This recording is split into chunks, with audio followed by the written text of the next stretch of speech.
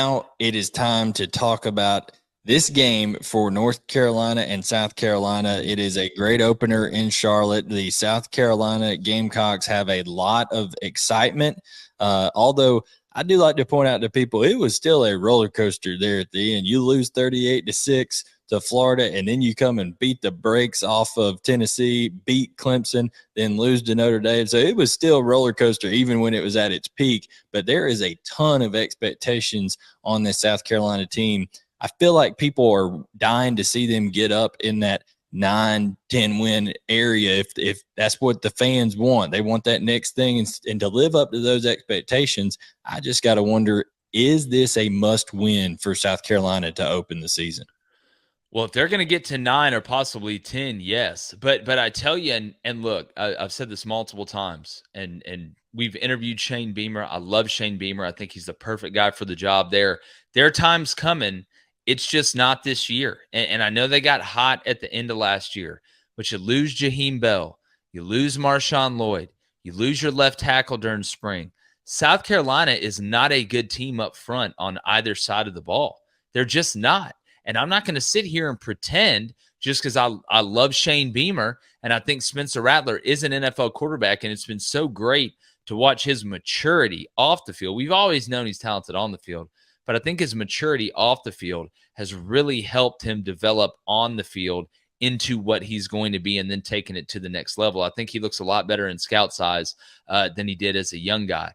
But when I look at South Carolina, and I think this game, it's going to be tight. I like North Carolina in it. I think they're going to kick a field goal to win it. I think 34-31 North Carolina, somewhere around there. But when I look at this front seven on defense for South Carolina, you're going to be bottom of the barrel in the SEC, right? Now, there's going to be ups and downs. Then that offensive line, it's a group of 5 offensive line. Let's really look at it. And I know I mentioned Auburn earlier that had some of the group of 5 guys come over. I think it's a little bit of a different flavor of ice cream. And South Carolina lost their left tackle during spring. So football is the ultimate team sport. This is not basketball. It's not baseball. It's not golf. One guy can't go out there and play well while everybody else plays bad and win the whole thing. The quarterback is only as good as the sum of the parts around him. If they cannot protect Spencer Rattler, he will not be able to maximize his efficiency and proficiency. If they can't run the ball, they're not going to be able to achieve balance on offense. They're going to get in third and long a bunch. They're going to become very, very predictable, and it's going to become a problem because they're going to be one-dimensional, and that leads to turnovers. And special teams, as incredible as they have been, and it's saved them before, you cannot sit there and rely on that every single game, every single year to block a punt or run a kickback for a touchdown. And this year, I've got them going 5-7, and I really believe in that. And I don't say that I don't have any biases toward teams. I'm an Auburn fan. I hope Auburn wins every game, but I'm harder on Auburn than anybody. I'm going to tell you the truth when I watch them play. I mean, I took UMass plus 37.5 as quickly as I could freaking get it after watching them because that's a lot of points. But when I look at the South Carolina team, they're getting there. They're just on the road. They're on the what's it that sequel they made to Yellowstone, like 1886, where they're just on the trail trying to go out there, right? Shane Beamer right now. Yeah, Shane Beamer right now is old guy that's in every country movie ever with the mustache, leading them out there, and they're just trying to survive to get there. And when you get out there to Oregon, build that log cabin, dog. Feel safe. Yeah.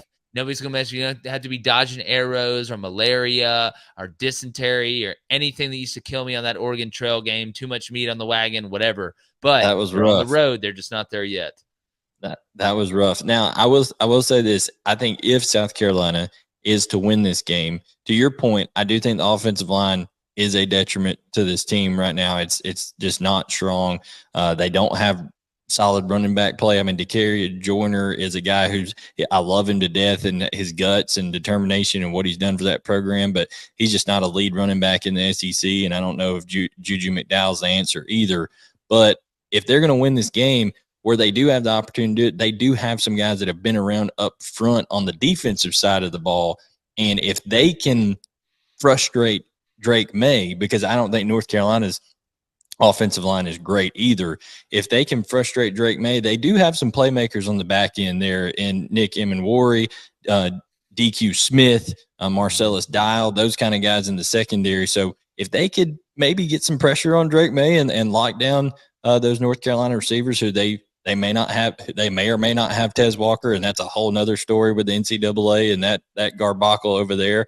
But is that the secret to winning this game, you think? And of course, Spencer Rattler will have to play well because they don't have a running game at South Carolina. But is that defense just having to step up and go lights out against a really good North Carolina quarterback? Yeah.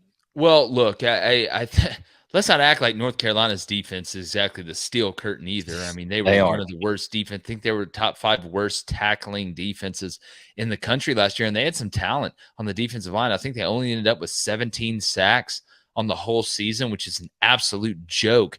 You got Gene Chizik back there talking about a guy that's known a lot of ball. I don't know if they're going to change anything schematically, but they need to do something to be able to create more havoc on the defensive side.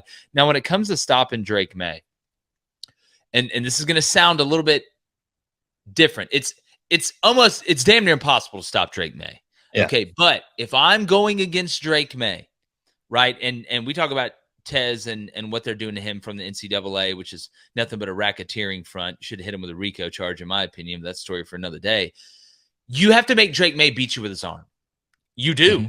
You've got to keep it. Not that he can torch you with his arm. He had the highest EPA of any quarterback in the country, I believe, last year. So he can beat you with his arm. But where Drake May destroys you, where he is able to keep drives alive, is when you let him break the pocket or slip a guy and extend the play and turn it into the scramble drill. Drake May is the best at improvising I've seen since Ryan Stiles on Whose Line Is It Anyway. He's incredible. He keeps his eyes downfield. He's got really good feel. He can throw the fastball. He can throw the changeup. Hell, he can throw the slider if he has to. He can change arm angles, platforms, however you want to call it, contort his body like he works for Circus Olay out there and make throws and run. Like Drake May can run. He can legitimately, he's a long strider. He's almost a Justin Herbert clone, but I think he's more athletic. I think he's more athletic than Justin is running the ball. That's saying something. No, it is. And Justin's more of a long strider, right? Justin's more one of those guys, once he gets going, he gets going. Drake's good in bursts, too. So if I'm South Carolina, you're going to have to play a game of beat me from the pocket. And we all know you can, but I would much rather go down that way or give up a lot of points that way than letting you just run silly-nilly and us lose contain and do things like that. And don't forget, North Carolina's got a couple good backs too. Like North Carolina, I know the offensive line isn't great. I think they're going to be a little bit better than what people think. They got a couple good backs. I know they lost the Downs kid, and the situation with Tez is going on a receiver, but I wouldn't be surprised if you saw a couple guys step up. And Drake May, great players tend to make other players elevate around them, and I think that's what you'll see with Drake May. But also don't forget, Chip Lindsey, new offensive coordinator at North Carolina. Phil Longo's gone up to Wisconsin. One of the many reasons I have Wisconsin going 11-1 this year and losing to Michigan in the Big Ten championship game. Watch out for the Badgers. They're jumping around up there, and they should be. But that's how you got to stop Drake May, or at least attempt to.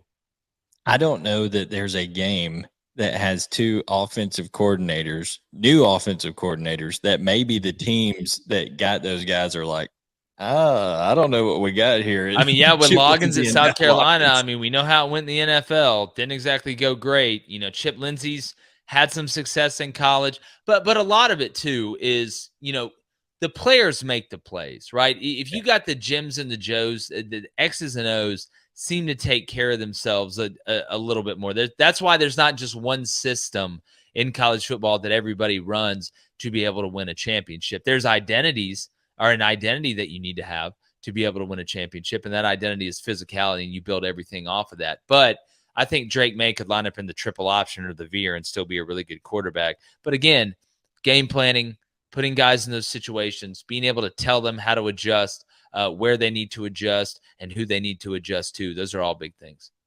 Yep, we'll see if Spencer Rattler lives up to all the hype that he's getting this preseason, and see if they can, get a little bit of that running game going to try to help things